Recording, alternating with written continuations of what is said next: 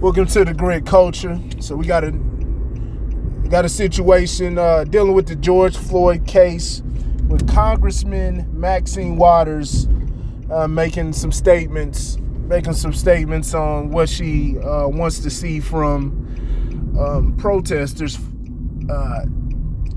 in the events that there's a not guilty verdict.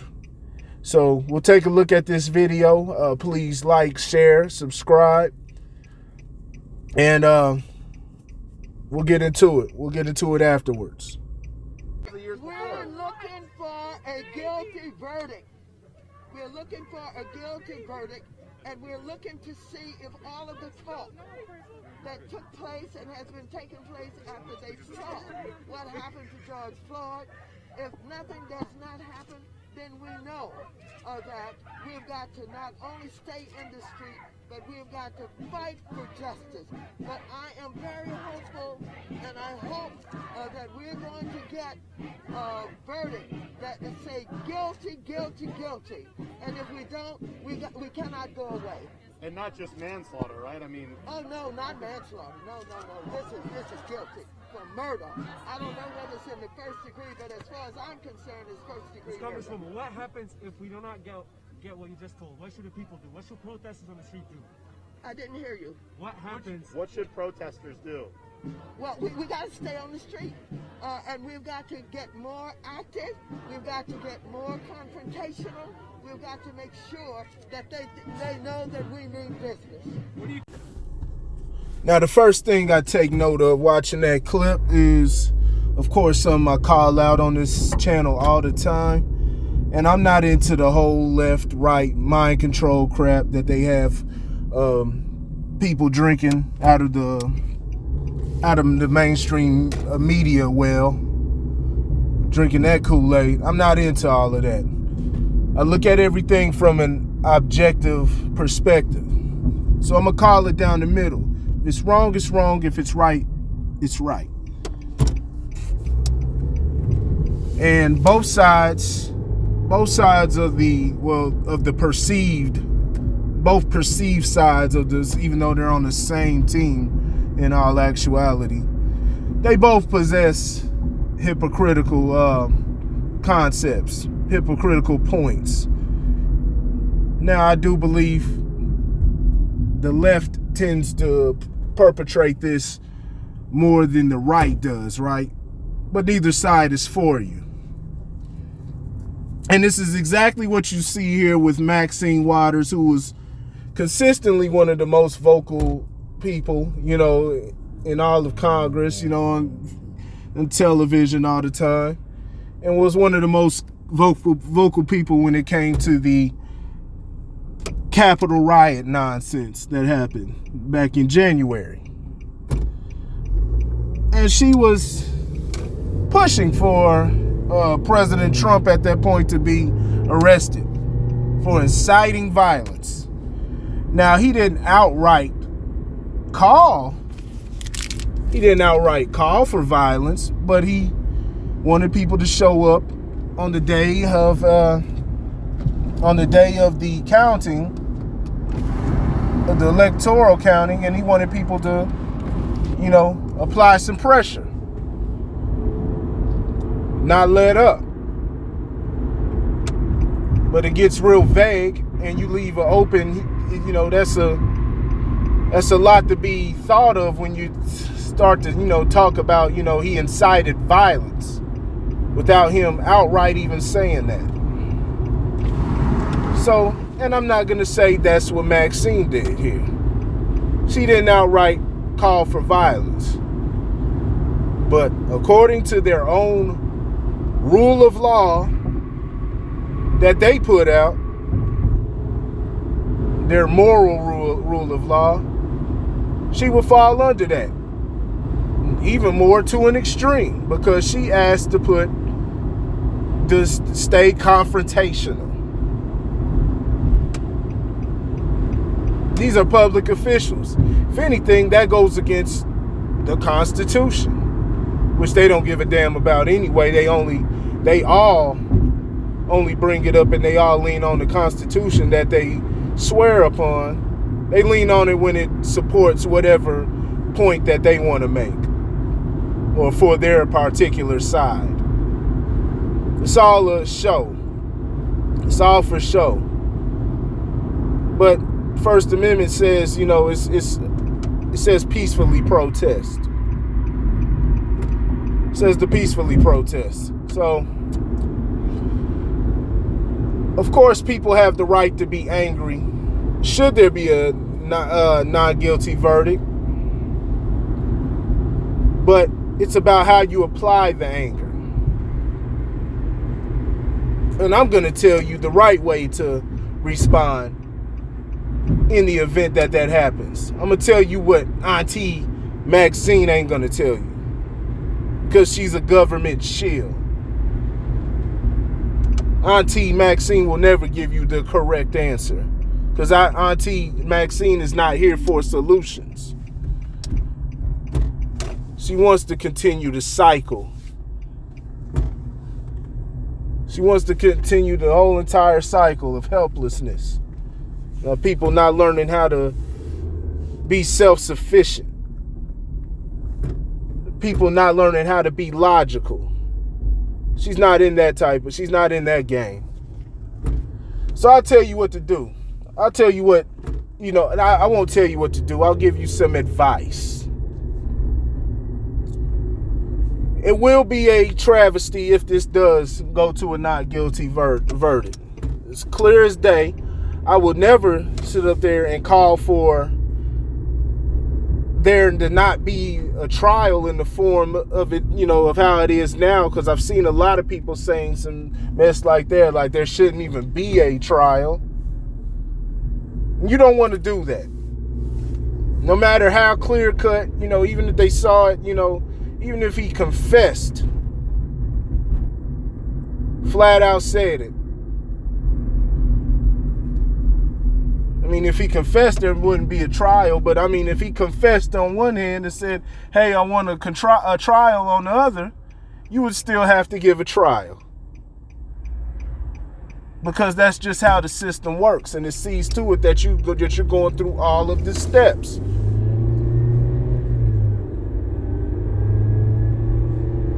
That you're going through thoroughly. Have your day in court.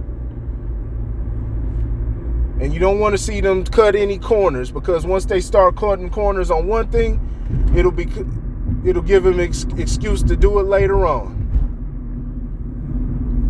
And somebody will be screwed during the process. So you don't want to see them doing this. You don't want to see anything manipulated by public perception. Now, with this whole thing, what it didn't say, now this could potentially, with what Maxine's comments, the judge on the case basically said that it could open the door for an overturn. So that has to be understood if this case is lost. That's simple. Just like the OJ trial. The main thing that got OJ off on this trial was the Mark Fuhrman tapes. No matter if OJ did it or not, the fact of the matter is that Mark Fuhrman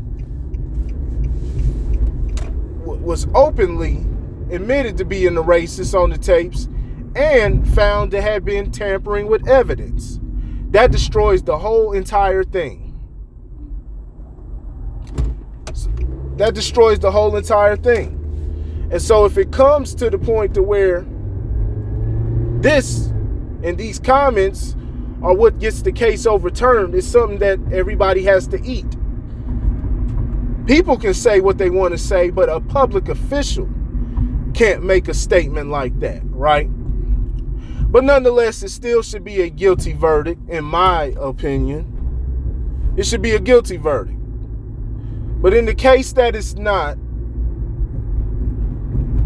what you got to do now, and people are going to be angry.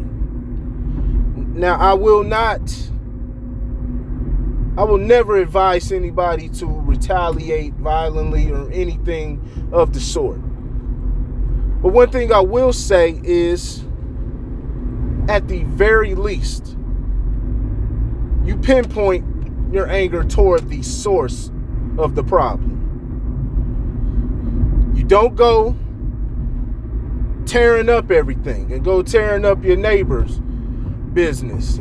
Just going and tearing up stuff because of what you perceive. Completely wrong. This makes you just as bad as the rest of them. You don't do that. You go to the source and you bring it to the source. That's one thing that I can say was right from the January Capitol riots, is it was taken to the source. Now, it was an idiotic and half-baked reason, and they fueled by propaganda, but they took their issues to the source. They didn't go to random people and random businesses that they didn't like or thought voted a certain way and start burning it down. And like I said, and really, that was all started by, undercover agents, people who were acting undercover and acting as rioters. But people followed suit during those and I'm speaking during the summer of people starting the riots. People were acting undercover, and then people followed suit. And that's not to say that there was a possibility it could have possibly happened in January. But nonetheless, you had fools that followed these idiots when it took place. And so therefore, you make the rest of the movement look bad.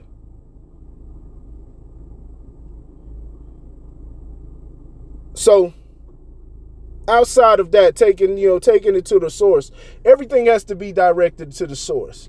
Now, what I'm going to say is you never, ever fire the first shot. What you do is you apply pressure. You ignore those curfew rules because you have the right to protest all night if you want to. First Amendment. You have the right to. It's your God-given right, even outside of the Constitution. If you have a grievance, it's your right to peacefully protest.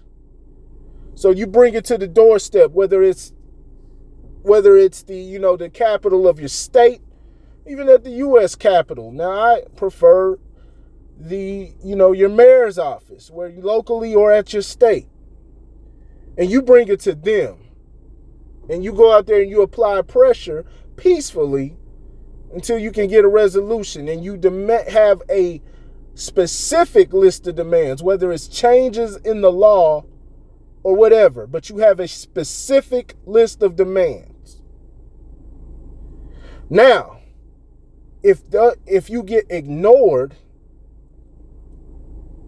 there comes to a point to where you have to now say that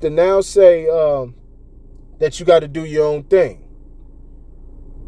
Basically planting your own flag and go back to wherever you are and say, hey, now we got to take things into our own hands in the sense of how we're going to run create our own community and how we're going to run it. Then, now, and like I said, you never fire the first shot. But now if you have somebody coming in and trying to infringe, especially on your human rights, which is the Bill of Rights is based off of, which is why a lot of people need to know that. But if you have people trying to infringe on that, now you have the right. You have to do what you got to do. You got to protect yourself because the conversation has already been had. It's tried to been had, and it fell on deaf ears. Now, everything that you have to come with has to be practical. It has to be logical. It can't just be any irrational, emotional responses or demands. It has to be logical. It has to be something logical. You have to have something to back up. Why? It ain't just, because, but we're living in a society where people say they want something like children because it should be. No, you have to back it up with evidence. And your government should be backing whatever policies or whatever they come with evidence. But they tend not to. They just throw out whatever. Then they avoid debate. And, you know, it's basically we're right, y'all wrong. But you got to deal with this on a step-by-step basis, and you got to deal with it in a pragmatic sense and intelligently, logical.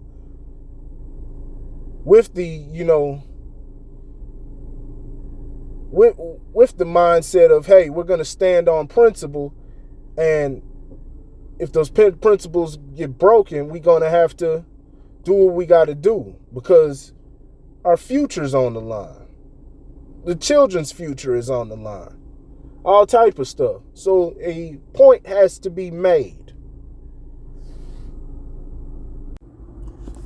And what I'm just giving you is just the outline of everything. There's different details, you know, things that have to be filled in between the lines, you know, to make certain things happen.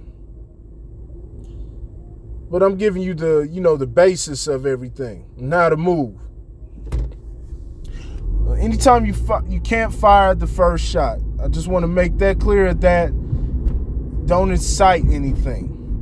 Because you'll always, no matter what, you'll always be looked at as the bad guy.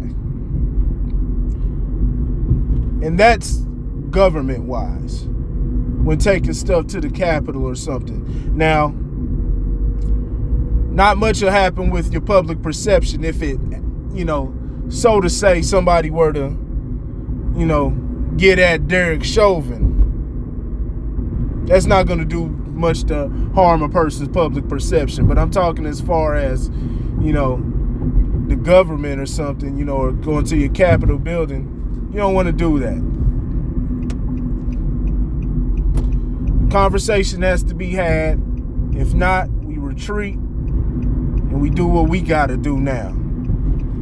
Secure our own future and defend our own, and defend anybody who wants to impede on what we have set. It's that, you know, it's that simple. It's not that simple. It's not a simple process, but it's something that has to be done. But, you know, all of the, you know, and, you know, people are going to be emotional, but all the emotional led responses, see, that's what they want to see. That's what they want to see. And I'm not going to go deep into this, you know, on this video, but I've said it before, but that's been a lot about what the removal of what it means to be masculine in America, which has nothing to do with male or female, but the removal of masculinity here in America. That's one of the reasons why there are responses to something. Our responses to adversity, to different issues. Maxine just wants you to be out there. She doesn't give you any real outline of what to do or what to say. Just go out there and scream random streets, and, you know, stuff gets burnt down and torn up. Well, you got to understand how people feel. That's all she's got for you. While she goes back to her, you know, to her big old house, gets escorted by the same police that everybody has an issue with.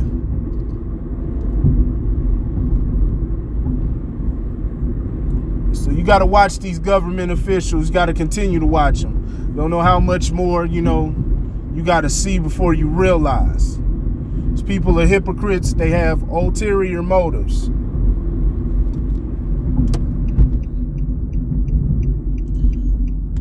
Including Auntie Maxine. No, that's for black folks. All skin folk ain't kin folk. A lot of people that you see in the media, you know, in the government, entertainment, whatever you name it, they're compromised. They're compromised. They're serving an agenda. And they know, especially utilizing the black women, because they understand how much respect and reverence that the black quote-unquote community has for the black woman. You know, I can't speak for old civilizations, but I can say within the past 200 years, I can comfortably say there has been not one, you know, so-called community, so to say, that has shown reverence. And I say community because there's a lot of things that are supposed to go in the community. So I say it with quotations because there's no real black community that I believe in here in America. But nobody has shown more reverence to their woman than black people in America. I'm talking about across the world. I mean, think about what they do to women in other countries. What's happened in this country to women. Nobody has done what black people have done and revered their woman. You can't use the bad apples or those people that they have compromised themselves on television and talk bad, about them. You can't use them as an example. They're outliers. Just think about how other cultures have treated their women. And so they use the respect that we have to disarm us, disarm our logic. So now you say if you have anything critical about, this is a black woman speaking.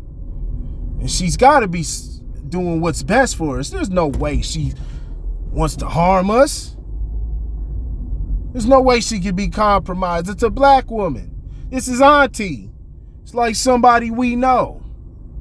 So she has our best interest. Anybody speaking out against that, you're wrong. That's what they want you to think. And that's how the black women of today are being weaponized. From the Tamika Mallory's, from the Patrice Kohlers,